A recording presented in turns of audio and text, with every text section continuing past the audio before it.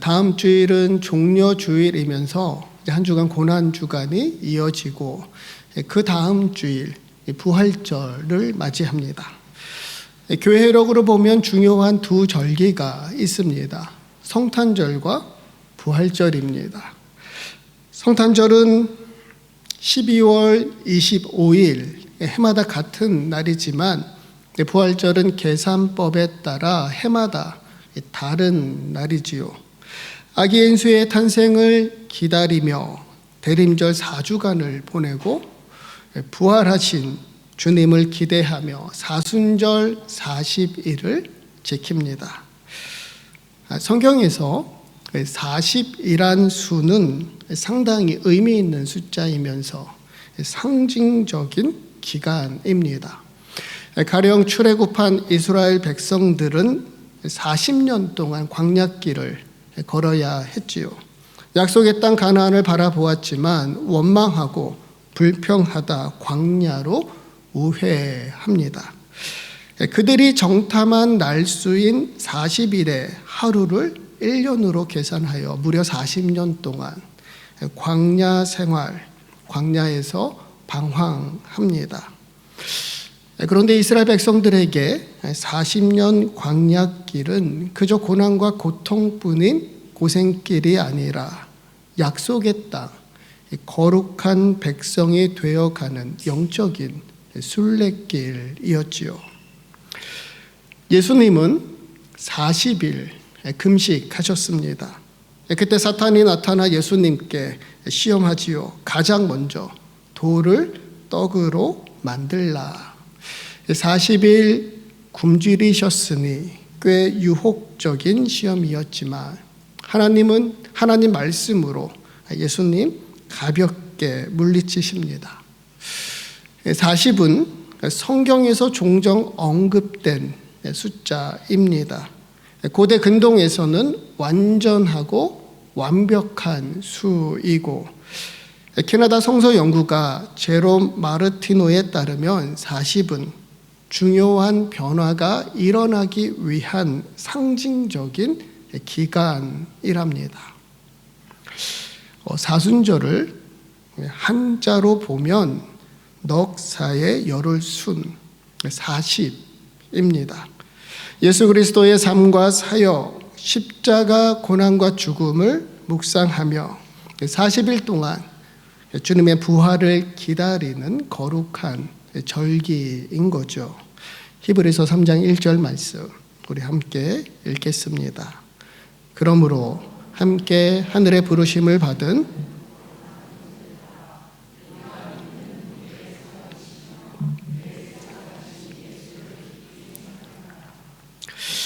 사순절은 바쁘고 분주한 일상에서 1년에 한 번 40일을 구별하여 예수 그리스도를 더 깊이 생각하는 절기입니다.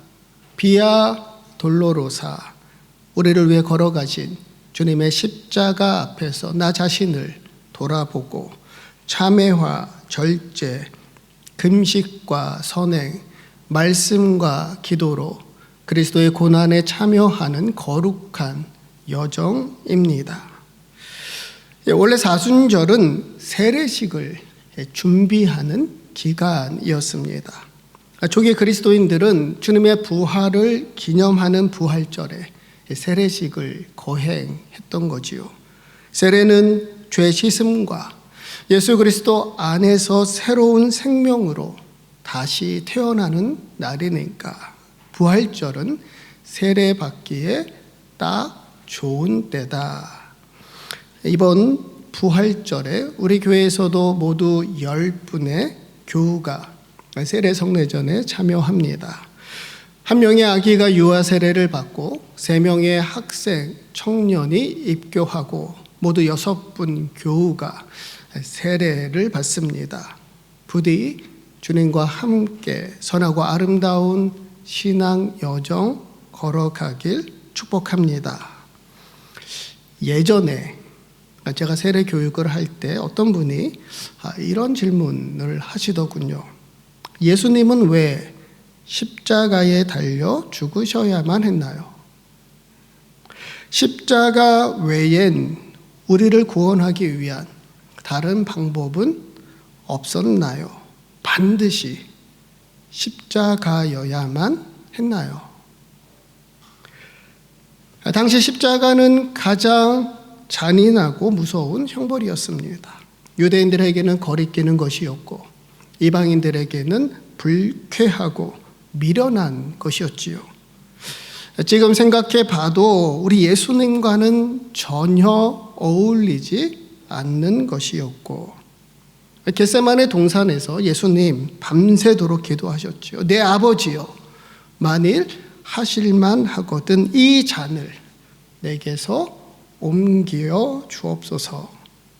십자가 위에서는 고통스럽게 절규하셨지요. 엘리 엘리 라바 사박다니, 나의 하나님 나의 하나님 어찌하여 나를 버리셨나이까. 십자가는 예수님도 피하고 싶으셨던 잔이었고 고통스럽고 치욕스러운 죽음이었습니다. 그런데도 왜 예수님은 십자가에 달리셔야만 했을까? 하나님은 말씀으로 세상을 창조하셨으니 그저 말씀으로 우리 모든 죄 사하시고 구원하실 순 없으셨을까? 하나님은 사랑과 은혜가 풍성하신 분이니 그 크신 사랑과 은혜로 우리를 품으시고 그냥 용서해 주시면 안 되나? 세례가 죄 씻음의 징표라면 세례받는 자는 누구든지 죄 사함을 얻고 구원을 얻으리라. 십자가의 길이 아닌 세례가 구원의 길일 순 없었을까? 예수가 선택한 십자가란 책에서 맥스 루케이도 목사님도 질문합니다. 주님의 온화한 얼굴을 찢어놓은 그 고통의 면류관, 살과 나무를 뚫고 주님을 거기 매달아 놓은 세 개의 못, 피가 필요하다는 것은 이해합니다. 주님의 희생 또한 받아들입니다. 하지만 쓰디쓴 해명과 살을 찢는 창, 주님의 얼굴에 뱉던 그 침은 꼭 십자가여야 했나요? 배반의 입맞춤으로 시작되어 삶과 죽음 사이에 매달린 그 6시간보다 덜 잔혹한 죽음도 있지 않나요? 하나님은 어떤 분이신가? 하나님은 선하고 좋으신 분이다. 우리가 신뢰할 만한 아빠, 아버지시다. 넉넉히 베푸시는 분이다. 하나님은 사랑이시다. 그리고 오늘 하나님은 거룩한 분이시다. 거룩하신 하나님. God is holy. 오늘 말씀 우리 함께 읽겠습니다. 여호와께서 모세에게 너는 이스라엘 자손에 말하여 이르라. 너희는 거룩하라. 이는 나 여호와 너희 하나님이 거룩함이니라. 여러분, 하나님은 선하고 좋으신 분입니다. 넉넉히 은혜를 베푸시고 무조건 끝까지 먼저 우리를 사랑하시는 하나님입니다. 그 사랑 십자가 위에서 확증하셨지요. 우리를 위해서라면 무모할 정도로 씀씀이가 헤프고 남김없이 아낌없이 다 내어주신 십자가 그 사랑. 우리 하나님은 프로디걸 갓, 탕부 하나님이시다. 그렇다고 하나님은 그저 마음씨 좋은 시골 할아버지는 아닙니다. 마치 귀여운 곰 인형처럼 마냥 온순하여 우리 마음대로 해도 되는 분은 더더욱 아니고, 하나님은 절대로 만만한 분이 아니시다. 결코 쉬운 분도 아니고, 외래 성경은 거듭 강조합니다. 하나님을 경외하라. 하나님을 두려워하라. 왜냐?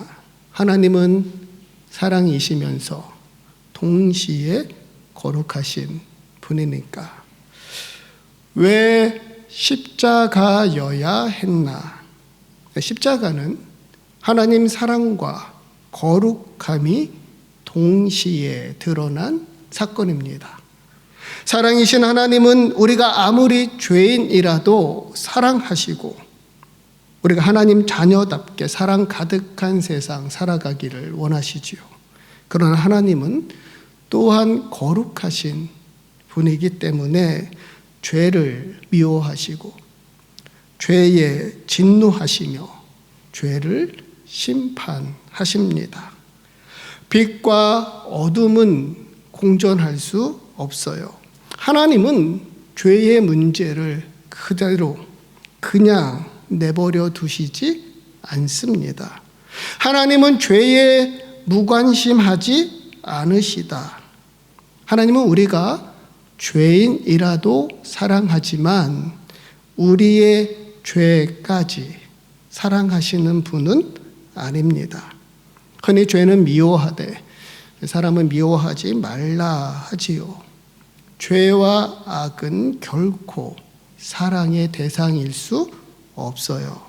하나님은 죄를 미워하시고 진노하시며 심판하시는 거룩하신 하나님입니다.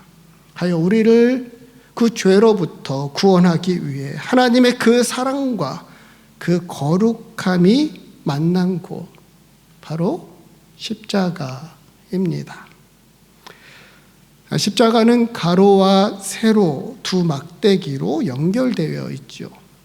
흔히 옆으로 뻗은 막대기는 하나님의 사랑을, 위로 뻗은 막대기는 하나님의 공의, 하나님의 거룩함을 상징합니다. 그러니까 십자가는 하나님 사랑의 넓이와 하나님 거룩함의 높이를 보여줍니다. 예수님은 왜 십자가에 달려 죽으셔야만 했나? 주님은 왜 십자가를 선택하셨나? 그만큼 하나님은 우리 죄를 미워하시고 진노하시며 반드시 심판하신다는 증거입니다. 독생자 예수 그리스도가 그 참혹한 십자가에 달리셔야 할 만큼 우리 인간의 죄는 심각하고 하나님은 우리 죄를 미워하시고 진노하신다는 선언입니다. 더욱이 죄의 삭은 사망이니 속절없이 우리가 죽음에 이르도록 내버려 두지 않으시는 하나님 사랑의 또 다른 표현이고, 그러니까 진노는 거룩하신 하나님 사랑의 다른 모습이다. 마치 하나님의 사랑과 거룩이 동전의 양면과 같은 거지요. 어느 목사님이 설교 시간에 인간의 죄에 관한 말씀을 전하셨습니다. 설교를 마치고 한 성도님이 목사님을 찾아와 이렇게 말씀하셨다고 해요. 목사님, 용어를 조금 바꾸시면 안 될까요? 죄 하지 말고 조금 다른 용어를 사용하시면 어떨까요? 목사님이 그 성도님께 여쭈었답니다. 그러면 어떤 단어를 사용하면 좋을까요? 성도님이 조금 생각하시더니 이렇게 대답하셨어요. 죄라는 말 대신 잘못이라거나 실수라는 단어를 사용하면 어떨까요? 목사님은 어디선가 독약이라고 적힌 병 하나를 가지고 와서 성도님께 물었답니다. 성도님, 이건 독약입니다. 그런데 여기에다 진통제라고 써놓을까요? 사람들은 죄에 관하여 말하는 것을 몹시 불편하게 생각합니다. 교회에서 나는 죄인입니다 말하지만 그것이 무엇을 의미하는지는 심각하게 생각하지 않아요. 솔직히 우리 안에 이런 마음도 있습니다. 살면서 그렇게 큰 잘못을 저지르는 것도 아닌데 왜 예배 시간마다 참회의 기도하라고 할까? 정말 내가 그렇게 악하고 추하고 더러운 죄인이란 말인가? 크게 좋은 일을 하는 것은 아니지만 남에게 피해를 주거나 나쁜 짓을 하는 것도 아닌데, 게다가 나름 착하게 살아보려고 노력하고, 그런데도 거듭 죄를 운운하고 죄인이라니 불편한 거지요. 이런 분위기가 만연한 세상에 신학자이자 윤리학 교수였던 리차드 니버는 이렇게 반문합니다. 그렇다면 기독교는 죄 없는 인간이 십자가 없는 그리스도 사역을 통해 심판 없이 하나님 나라에 들어가게 해주는 진노하지 않는 하나님을 믿는 신앙인가? 죄 없는 인간이 십자가 없는 그리스도의 사역을 통해 심판 없이 하나님 나라에 들어가게 해주는 진노하지 않는 하나님을 믿는가? 성경의 어디에도 그런 하나님을 말하고 있지는 않지요. 더더욱 죄 없는 인간은 없지요. No cross, no crown. 십자가 없이는 하나님 나라 영광에 이를 수 없고. 로마서 3장 23절 말씀 우리 함께 읽겠습니다. 모든 사람이 죄를 범하였음에 하나님의 영광에, 우리는 모두 죄인입니다. 그것도 본질상 진노의 자녀였다.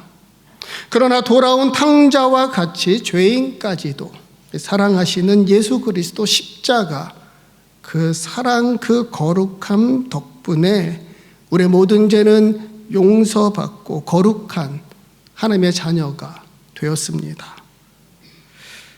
사실 정죄나 진노와 같은 단어 하나님께 어울리진 않아요. 그러나 하나님은 사랑이면서도 죄와 악에 대해서만큼은 엄히 진노하시는 거룩하신 하나님입니다. 다만 우리가 진노라는 단어를 생각할 때 대부분 분노하고 화를 내었던 우리의 경험을 떠올리게 되지요. 그리스 철학자 아리스토텔레스의 말입니다. 누구나 화를 낼 수 있다. 그러나 적절한 상대에게 적절한 이유로 적절한 시간에 적절한 방법과 적절한 정도로 화를 내기는 힘들다. 그렇게 우리는 많은 경우 비합리적으로 화를 내고 너무 격노한 나머지 이성을 잃기도 하고 화가 더 큰 화를 불러일으키면서 종종 후회하게 되니까 진노라는 어감이 상당히 부정적인 거지요. 그래서 하나님이 진노하신다는 게 불편하고 거북합니다. 그러나 하나님의 진노는 인간의 분노와는 다르다는 걸 알아야 합니다. 인간의 분노는 주로 감정적인 표현이지만 하나님의 진노는 신중하고 단호한 행동이다. 죄에 대해서라면 하나님은 조금도 우유부단하지 않습니다. 게다가 진노는 하나님 사랑의 다른 표현이지요. 사랑과 거룩함이 하나님의 성품이라면 진노는 죄에 대한 하나님의 반응입니다.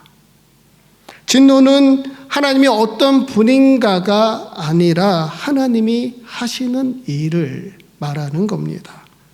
하나님은 사랑이면서도 거룩하신 분이기에 죄와 악에 대하여 단호하게 맞서신다. 이사야 6장 3절 말씀 우리 함께 읽겠습니다. 서로 불러 이르되 거룩하다 거룩하다 거룩하다 그의 영광이 온 땅에 충만하더라. 본디 우리 하나님은 거룩하시다. 하나님이 사랑이 아닐 수 없듯이 하나님은 거룩하지 않을 수 없다. 하나님의 사랑만큼이나 하나님의 거룩하심이 하나님을 하나님 되게 하고 비로소 하나님의 영광이 온 땅에 충만하도다. 만약 하나님이 이 세상에서 일어나는 죄와 악에 대하여 무관심하거나 아무런 행동도 취하지 않으신다면 우리는 그런 하나님을 선하고 좋으신 분이라 고백하며 사랑할 수 있을까요? 그런 하나님을 신뢰하며 아빠, 아버지라 부를 수 있을까? 옳고 그름의 기준도 없고 정의와 불의에 무심하고 윤리적이든 비윤리적이든 방관하고 성과 속의 구분도 없는 신이라면 여러분은 그런 신을 하나님으로 섬기시겠습니까? 사순절은 예수 그리스도를 깊이 생각하는 절기입니다. 하나님의 그 사랑, 그 거룩함이 만난 십자가 앞에 나아가 비로소 하나님이 어떤 분이신지 그리고 우리는 그 하나님 앞에 어떤 존재인지를 깨닫게 되니까 사순절은 주님의 은총이 깊어지는 계절이어라. 더욱이 이 계절 우리는 여름을 지나 가을을 맞이하고 고국 대한민국은 이제야 겨울을 지나 봄을 맞이합니다. 겨울이 깊을수록 봄날은 반갑고 아름다워라. 어둠이 깊을수록 별은 더 빛나고 절망이 깊을수록 희망은 더욱 강렬해지고 죄가 많은 곳에 은혜가 더 넘치나니 바라기는 주님의 부활을 기다리며 예수 그리스도 그 사랑 그 거룩한 십자가 앞에 더 가까이 더 깊이 나아가며 주님의 은총 더욱 깊어지는 계절 살아가는 저와 여러분 되기를 주님의 이름으로 축복합니다.